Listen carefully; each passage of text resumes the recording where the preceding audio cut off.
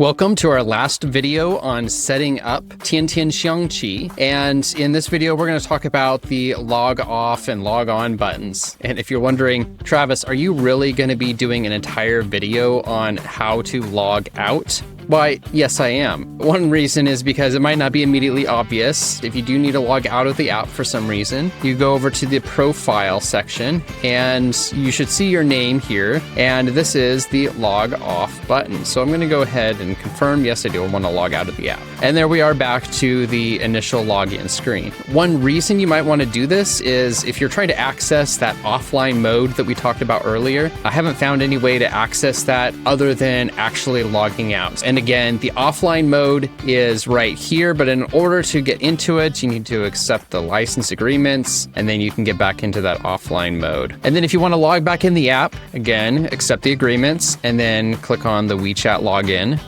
and you should be taken right back into the app. Now, another reason I wanted to make this video is so that you don't make a potentially fatal error here. So if we go back to the profile section, this is the log off button right here. But if you are perusing through the app and using Google Translate, you might see in the settings, this bottom option. I'll show you what that looks like in Google Translate. So using Google Lens with the translate option turned on, it says account logout. So let's go ahead and click that and see what happens. And that brings us to this message, which is a little bit longer than the previous one for the logout button that I showed you.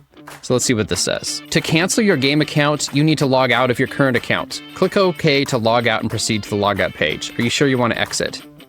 So it turns out that if you go into the settings inside your profile and then see that account logout there at the bottom, that is actually, I think, a mistranslation, and this is for account cancellation. So don't do that unless that's what you want to do.